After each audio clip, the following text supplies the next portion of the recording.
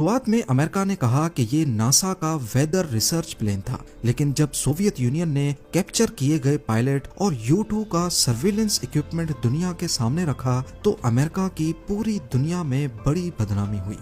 इस वाक़े ने दोनों मुल्कों को ठीक ठाक सबक दिया। इसके बाद रशिया यानी सोवियत यूनियन ने अपने एयर डिफेंस पे काम करना शुरू कर दिया और अमेरिका ने ऐसी टेक्नोलॉजी पर जो रडार के सामने लिटरली इनविजिबल हो जाए। उस वक्त अमेरिका के पास B-52 बॉम्बर्स थे, लेकिन इस वाक़े के बाद ये बात कंफर्म हो गई कि रशियन टेरिटरी में दाखिल होने से पहले ही इसे गिरा दिया जाएगा। यानी अमेरिका चाह कर भी अपने न्यूक्लियर वेपन्स रशिया के खिलाफ इस्तेमाल नहीं कर सकता।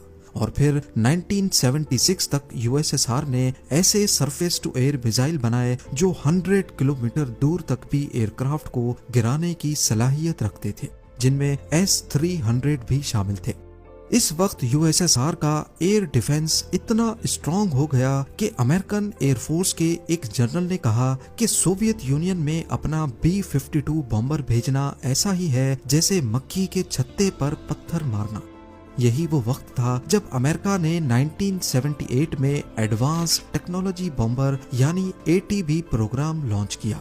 इस प्रोग्राम का मकसद एक ऐसा बॉम्बर प्लेन बनाना था जो सोवियत यूनियन की टेरिटरी में जाए, उनके रडार्स के सामने बॉम्ब्स गिराए और बिना नोटिस हुए वहां से निकल जाए। अमेरिका की ये तमाम रिक्वायरमेंट्स पूरी की B-2 बॉम्बर ने, जिसकी पहली फ्लाइट 1989 में हुई, लेकिन दुनिया को ये 1997 में दिखाया गया। B-2 की सबसे बड़ी खासियत उसकी रडार से बचने की सलाहियत है। इस एयरक्राफ्ट का एक एक कोना ऐसे डिजाइन किया गया है कि जब रडार के सिग्नल्स इस पर पड़ते हैं तो वो वापस रडार तक नहीं पहुंच पाते, यानी उन सिग्नल्स की डायरेक्शन बदल जाती है। और इसी वजह से इसके डिजाइन में सिर्फ विंग्स हैं, ना फ्यूजलाज और ना ही टेल। नॉर्मल एयरक्राफ्ट्स में लगी ये वर्टिकल टेल फिन बड़ी आसानी से रडार में डिटेक्ट हो जाती है। एयर डिफेंस सिस्टम में लगे रडार्स का बहुत बड़ा नेटवर्क आपस में कनेक्टेड होता है और ये रडार्स आसमान में हर तरफ ऐसे सिग्नल्स भेजते हैं कि कोई एक कोना भी अनडिटेक्टेड ना रह जाए। ये सिग्नल्स नॉर्मली प्लेन की बॉडी से रिफ्लेक्ट होकर वापस रडार की तरफ जाते हैं और ऐसे उसकी मौजूदगी रडार में रिकॉर्ड हो जाती है।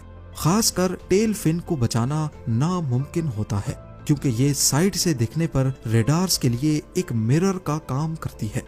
लेकिन B-2 स्पिरिट बॉम्बर की बॉडी ऐसे डिजाइन की गई है कि कहीं से भी रडार का सिग्नल आए तो वो टकराने के बाद उसी डायरेक्शन में